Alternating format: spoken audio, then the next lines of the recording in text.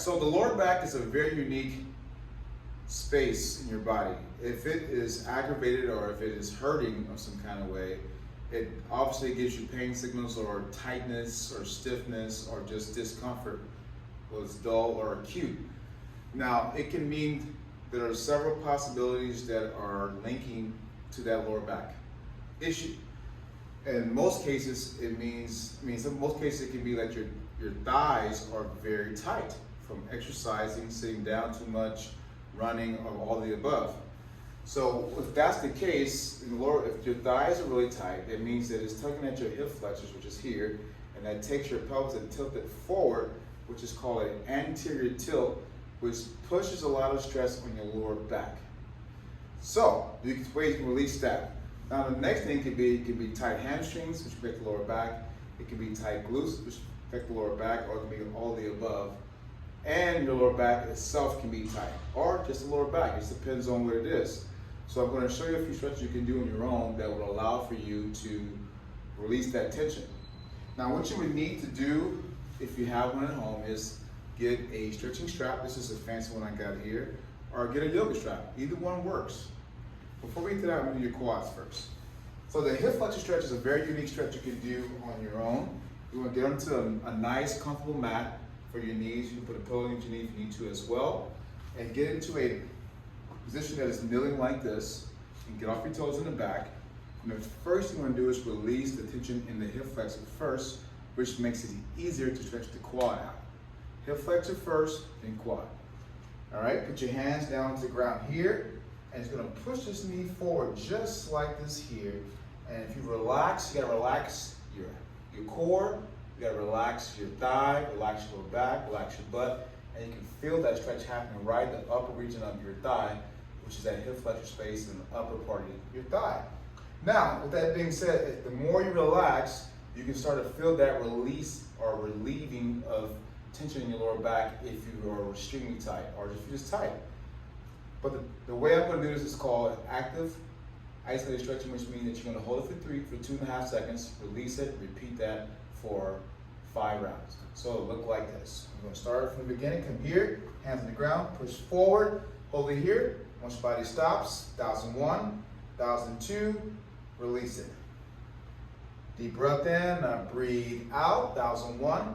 1002, 1003, 1004, and release it. And repeat that for 5 times. Then once you have done that for 5 times on each side, then come back to the original side, and I want you to grab this little hook into your ankle right here. I want you to grab it and pull it towards your butt first, and then put your hand on the ground and roll forward. Same rules apply. Relax your thigh, relax your core, relax your back, and push forward and let the stretch happen. Now, what we do not ever want to feel while we're stretching is any type of pain or any type of dull discomfort. Well, any type of sharp pains or any type of burn sensation, be very specific about that.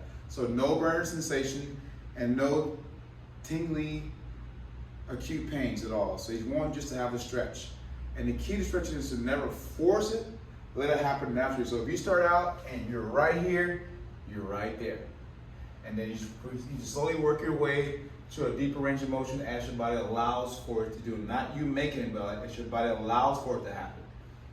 Now, what to look for is when you're doing this, you should have a 45-degree angle from here to here once I'm into that stretch, just like this. Okay? So that's the goal, so work that. So same thing, you hold it here, 1001, 1002, release it, come back, deep breath in, and breathe out, 1001, 1002, repeat that for 5 rounds, both sides. If it's still really tight, do it for 2 circuits, okay? All right, now the next thing is the glute. So the pigeon pose, I love this pose because it can take a lot of tension out of your glutes as well as the lower back. So look how I'm sitting here, my leg is 90 degrees, so ankle, knee, hip, 90 degrees. Now what I'm gonna do is go square my body up with this direction here with my leg and drop my chest directly over my knee. Hold it there, 1001, 1002. Sit up tall, deep breath in, reach back down, 1001, 1002. Hold it there, repeat that for 5 rounds. And then you're gonna take your torso and turn directly facing your foot. And you're gonna take one hand on each side of your foot, and you're gonna lean forward slowly, dropping your chest down toward your ankle. Now, this stretch is very intense. It can be because typically people really tighten there on the outside of the glute or the gluteus medius, which is the outside area here, and glute minor. So always move slow in your stretch. Never force it or race through it at any point. Always take your time with it. So you'll come down here, both hands here. You're gonna lean forward, just like that. 1001, 1002. Release it, deep breath in, go back down, repeat that for 1 cycle or 2 cycles based on how you need it. Do it on both sides.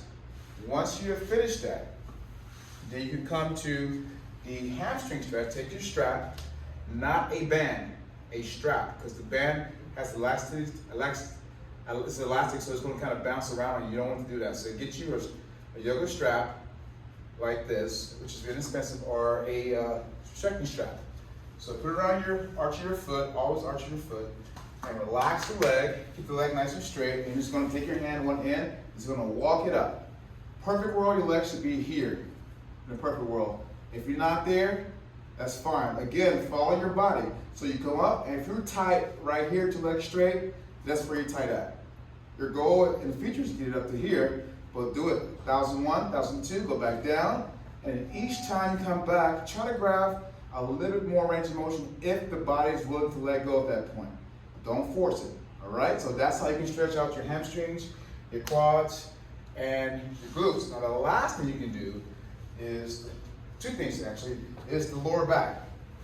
So sometimes your lower back is tight, and it can lead up to the mid part of your back, which is your lats.